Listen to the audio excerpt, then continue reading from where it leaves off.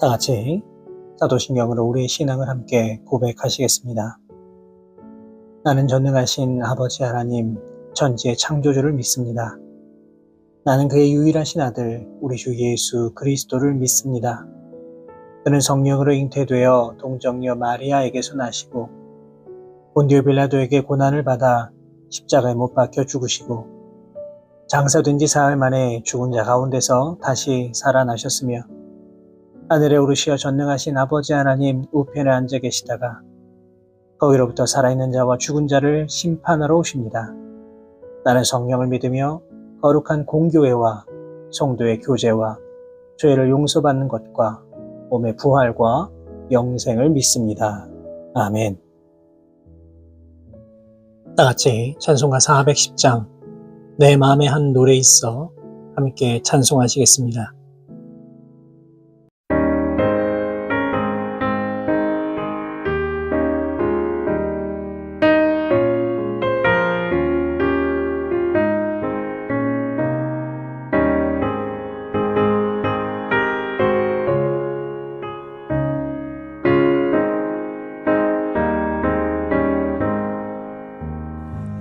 내 맘에 한 노래 있어 나 즐겁게 늘 부르네 이 노래를 부를 때에 큰 평화 임하도다 평화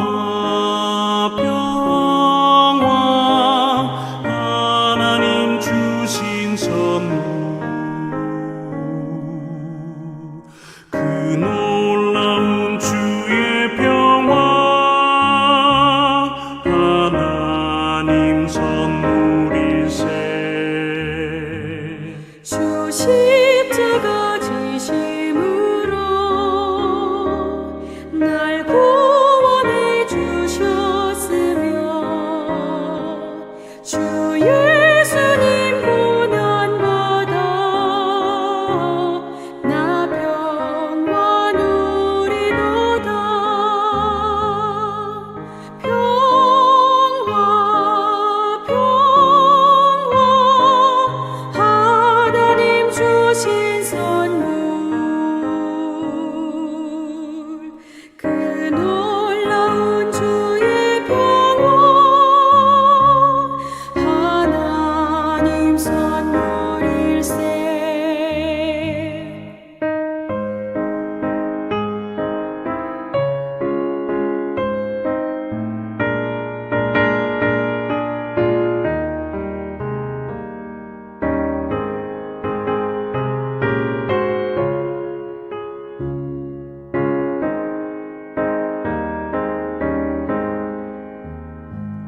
나 주님께 영광 돌려 자평화가 넘치도다 주 하나님 은혜로서 이 평화 누리도다 평화 하나님 주신 선물 그 놀라운 주의 평화 하나님 선물일세 이 평화를 얻으려고 주 앞으로 나아갈 때 주 예수님 우리에게 이 평화 주시도다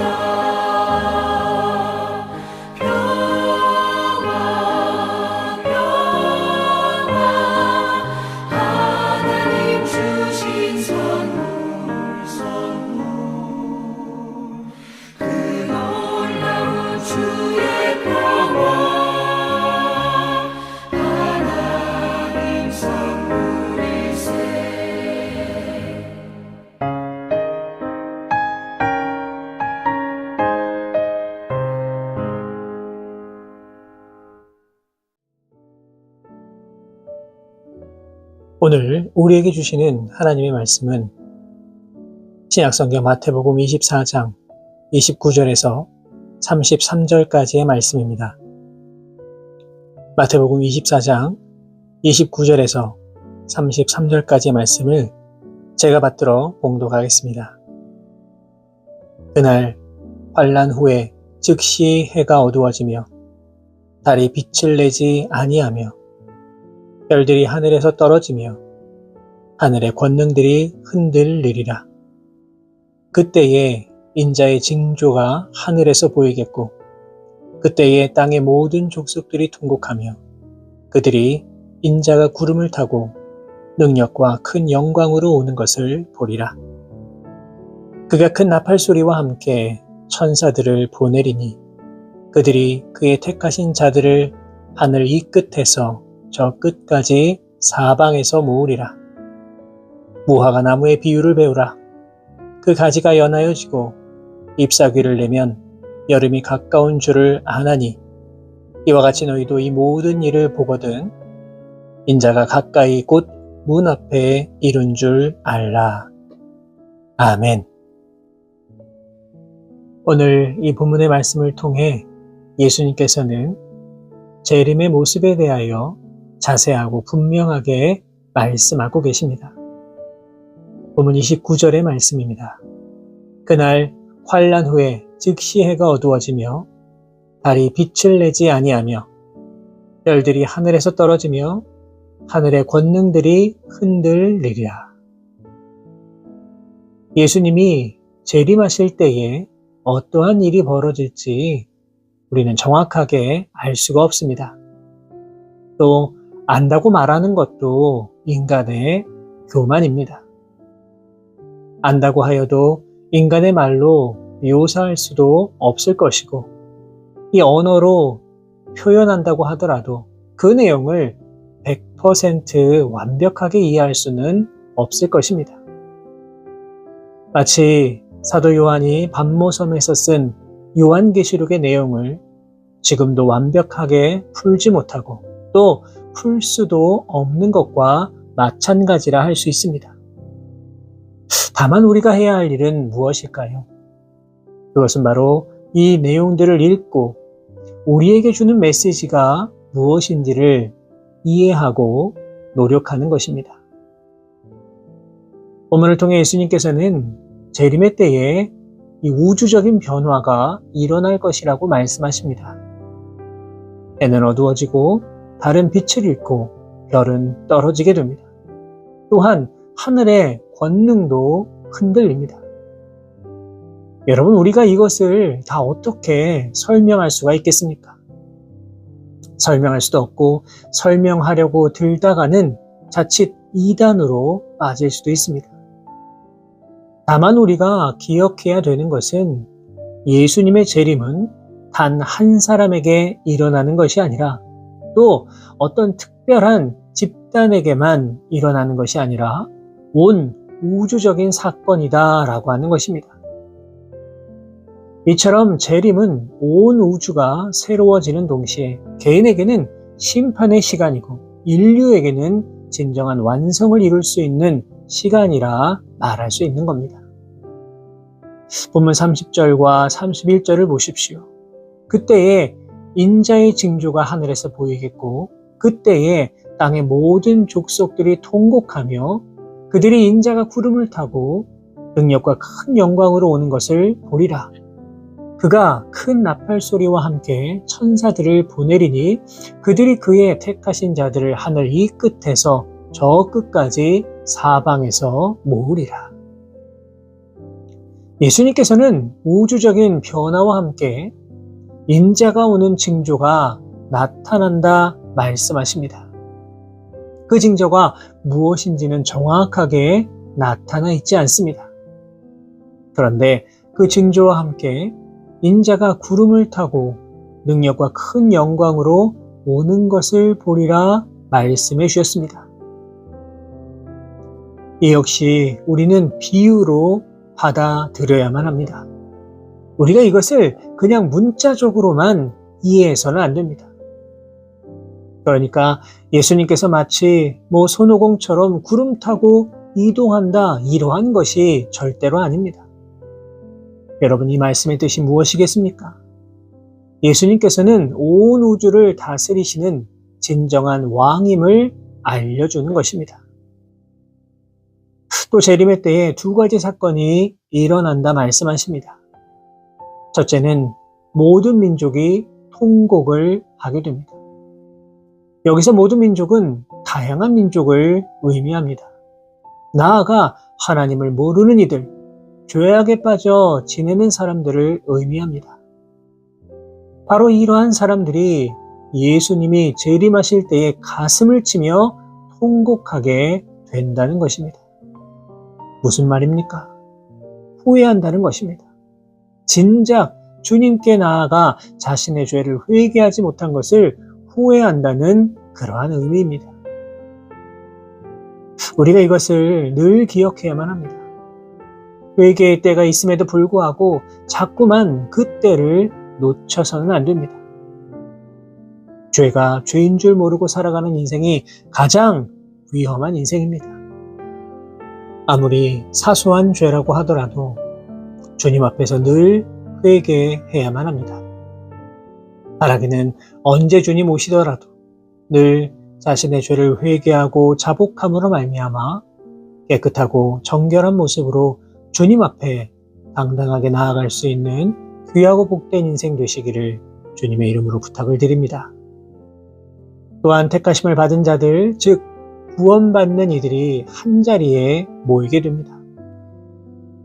예수님께서는 이 혼인잔치의 비유를 통해 청함을 받은 자는 많되 택함을 입은 자는 적으니라 말씀하셨습니다. 무슨 말일까요? 이 복음을 통하여 초대받은 사람들은 많이 있지만 그 복음에 응답하여서 구원받은 사람은 그렇게 많지 않다라고 하는 뜻입니다. 사랑하는 여러분, 오늘 이 시간 이 말씀을 통해 우리 자신을 비추어 볼 수 있기를 원합니다. 오늘이라도 당장 주님께서 오신다면 우리는 가슴을 치며 후회하는 사람들일까요? 아니면 두 팔 벌려 주님 앞에 달려나가 기뻐하는 자들일까요? 예수님 앞에 나아가 나는 주님 앞에서 허물 없이 부끄럼 없이 당당하게 복음을 지키며 살았습니다. 말할 수 있으십니까? 아니면 예수님, 이때가 아니라 조금 더 있다가 오셔야 합니다. 라고 말하면서 재림에 대하여 두려워하는 사람일까요? 우리의 모습을 놓고 보았을 때 우리가 구원받을 만한 믿음을 가지고 있는지 아니면 주님의 선택에서 멀어져 있는지 정확하게 말할 수는 없습니다. 그러나 중요한 것은 재림의 때에 우리는 반드시 선택받은 그 자리에 있어야 한다는 것입니다. 그렇기 때문에 우리는 우리의 믿음을 무너뜨리기 위하여 벌어지는 수많은 유혹과 방해에도 불구하고 끝까지 우리의 믿음을 지켜 나아가야만 합니다. 그렇다면 우리의 믿음을 지킬 수 있는 힘은 무엇일까요? 그것은 바로 주님과 동행하는 삶입니다. 우리의 온 마음과 정성을 다해 주님을 섬기고 따라갈 수 있어야 합니다. 형식적인 믿음, 이기적인 믿음, 기복적인 믿음은 우리를 구원할 수 없습니다.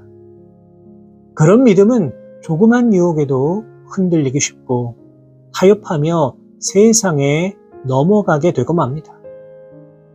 바라기는 우리의 믿음을 잘 지키시고 주님과 동행하는 삶을 살아가심으로 말미암아 재림의 때에 가슴을 치며 땅을 치며 후회하고 통곡하는 인생이 아니라 언제나 회개를 통하여 깨끗한 심령으로 살아가고 이를 통해 주님께 선택된 백성으로 그렇게 이 땅을 살아가실 수 있는 우리 모든 성도 여러분 되시기를 주님의 이름으로 축복합니다. 이어서 이어지는 비유가 바로 이 무화과 나무의 비유입니다. 본문 32절을 보시면 그 가지가 연하여지고 잎사귀를 내면 여름이 가까운 줄을 아나니 라고 말씀하십니다. 이제 얼마 안 있으면 이 추운 겨울이 또 물러가고 땅에서는 새싹이 나오게 됩니다. 우리는 이것을 통하여 봄이 왔음을 알 수가 있습니다. 이 무화과 나무도 마찬가지입니다. 무화과 나무 가지에서 잎이 나오면 여름이 옴을 알 수가 있습니다. 다시 말해서 예수님의 이 비유의 말씀은 이 시대의 징조를 분별하라는 뜻입니다. 예수님을 믿는 우리 그리스도인들은 이 시대의 징조를 읽을 수 있는 눈이 있어야 합니다. 오늘도 우리 주변에는 정말 수많은 일들이 벌어지고 있습니다. 그 입이 다물어지지 않을 정도로 충격적인 일들도 심심치 않게 일어나고 있습니다.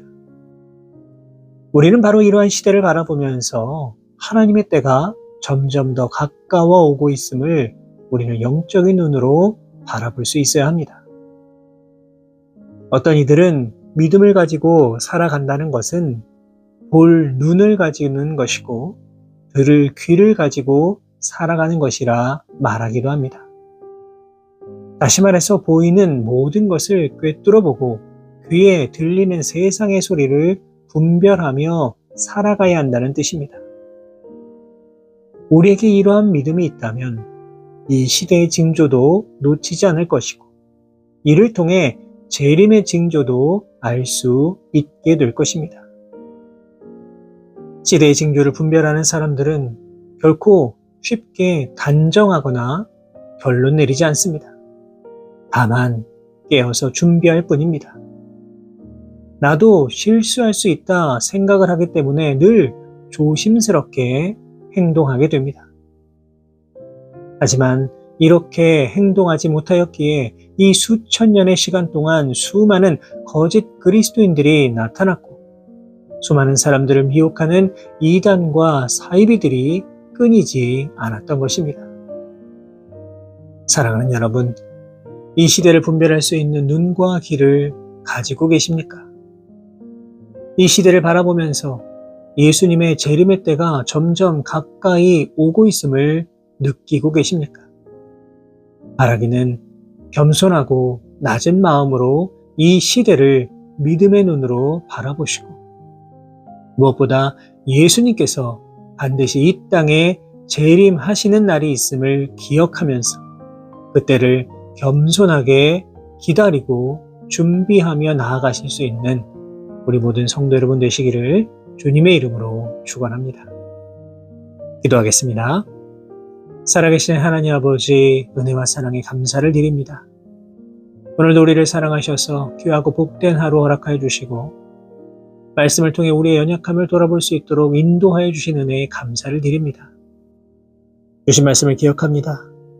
언제 주님께서 이 땅에 다시 오실지 우리는 알 수가 없지만 재림의 때가 반드시 있음을 기억하게 하시고 늘 깨어서 준비하는 인생 되게 하여 주옵소서. 언제 주님께서 이 땅에 오시더라도 당당하게 주님을 맞이할 수 있도록 늘 깨어 기도하게 하시고 주님의 재림 앞에서 땅을 치며 통곡하는 불쌍한 인생 되지 아니할 수 있도록 인도하여 주옵소서. 우리의 믿음을 방해하는 모든 것들은 다 물리치게 도와주시고 이 시대를 온전히 분별하여서 주님의 때를 기다리고 준비하며 나아갈 수 있는 우리 모두가 되게 하여 주옵소서. 이 모든 말씀 우리 주님 예수 그리스도의 이름으로 기도하옵나이다. 아멘.